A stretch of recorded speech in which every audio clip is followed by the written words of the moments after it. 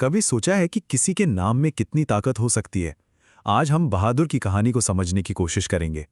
ये एक ऐसी कहानी है जो हमें ये सोचने पर मजबूर कर देगी कि हमारे समाज में मासूमियत और भरोसे की असल कीमत आखिर है क्या। तो सवाल उठता है, बहादुरी का असली मतलब क्या है? क्या सिर्फ मुश्किलों का सामना कर लेना, या फिर तब भी अपनी इंसानियत को बचाए रखना जब सारी दुनिया ही आपके खिलाफ हो जाए? देखिए, यही सवाल बहादुर कहानी की रूह है, और इसका जवाब हमारे हीरो के नाम में ही कहीं छिपा है। तो चलिए मिलते हैं हमारी कहानी के हीरो से। दिल बहादुर नेपाल की खूबसूरत पहाड़ियों से आया एक लड़का जो एक बेहतर जिंदगी की उम्मीद में अपना घर बार सब कुछ पीछे छोड़कर शहर की बड़ी और गुमनाम भीड़ का हिस्सा बनने निकल पड़ता है। उसकी आंखों में ना एक नई दुनिया के सपने थे। वो सिर्फ काम नहीं ढूंढ रहा था, नहीं, वो एक ऐसा भविष्य खोज रहा था जहां उसकी मेहनत को इज्जत मिले, उसकी कद्र हो।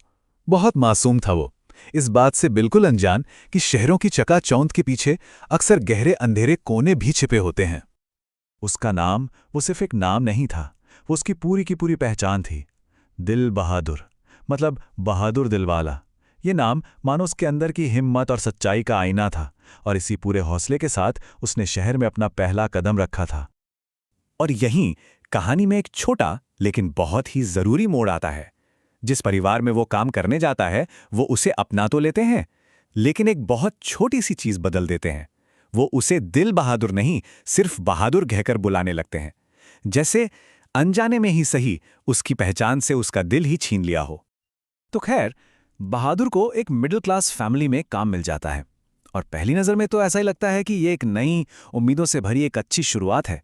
एक ऐसा घर जहां शायद उसे वो अपनापन मिल ही जाएगा जिसकी उसे इतनी तलाश थी। और सच में शुरुआत में सब कुछ बिल्कुल एक सपने जैसा ही था। परिवार ने उसे हाथों हाथ लिया, मतलब बहुत प्यार दिया।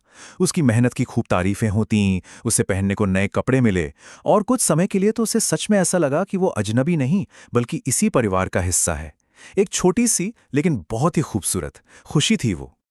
हाँ, उस परिवार की नज़रों में वो एक हीरा था, एक ऐसा मेहनती लड़का जिसकी उन्हें शायद हमेशा से तलाश थी। लेकिन कहते हैं ना कि कभी-कभी हीरो की चमक भी फीकी पड़ जाती है, खासकर तब जब देखने वालों की नजरें बदल जाती हैं। पर ये अच्छा वक्त ज्यादा दिन तक टिक नहीं पाया। बहुत धीरे धीरे घर का माहौल बदलने लगा। जो तारीफें थीं, उनकी जगह अब शिकायतों ने ले ली थी। और बस यहीं से बहादुर के लिए असल मुश्किलों का सफर शुरू हो गया। वो जो प्यार और अपनेपन का एक नकाब था ना, वो अब धीरे धीरे उतर रहा था। जो हाथ कल तक पीठ थपथपाते थे, अब वही छोटी छोटी गलतियों पर उठने लगे थे। वो जो कभी परिवार का हिस्सा लगता था, अब बस एक नौकर बनकर रह गया था। अब तो रोज की डांट फटकार जैसे उसकी जिंदगी का हिस्सा ही बन गई थी। काम का बोझ तो बढ़ ही रहा था, पर उससे ज्यादा वो लगातार होती आलोचना थी जो उसके अंदर के उस बहादुर दिल को धीरे धीरे तोड़ रही थी।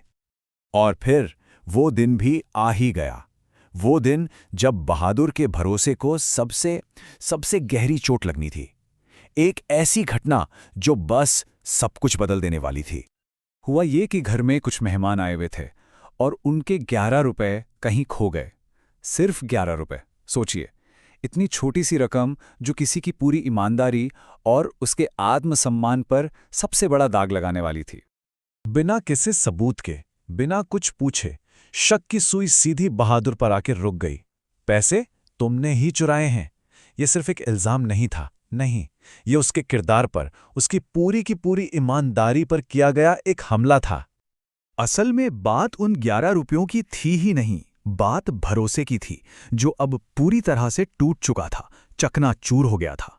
ये वो आखिरी चोट थी जिसने बहादुर के अंदर बची खुची मासूमियत को शायद हमेशा के लिए ही खत्म कर दिया। तो इस धोखे के बाद बहादुर ने क्या किया होगा?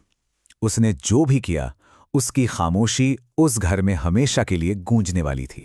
उसने कोई बहस नहीं की, कोई सफाई नहीं दी। वो बस चुपचाप अपना थोड़ा बहुत सामान भी वहीं छोड़कर चला गया। ये भागना नहीं था, नहीं, ये अपने बचे खुचे आत्मसम्मान को बचाने की एक बहुत ही खामोश कोशिश थी। बहादुर के जाने के बाद ना, उस घर में एक अजीब सा खालीपन भर गया। पहले पहल तो परिवार को गुस्सा आया, फिर जब काम खुद करना पड़ा तो परेशानी हुई, लेकिन फिर धीरे धीरे उसी खालीपन ने उन्हें अपनी गलती का एहसास कराना शुरू किया, और ये एहसास जल्द ही एक गहरे पछतावे में बदल गया। और तब शायद उन्हें याद आया होगा, अरे उसने तो आज तक एक सुई तक नहीं उठाई, वो भला ऐसा क्यों करेगा?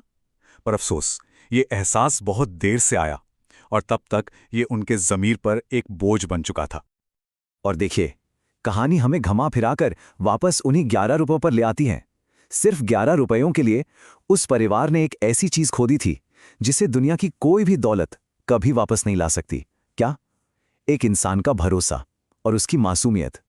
तो आखिर में ये कहानी हमें एक बहुत बड़े सवाल के साथ छोड़ जाती है कि इस पूरी कहानी में असली चोर कौन था?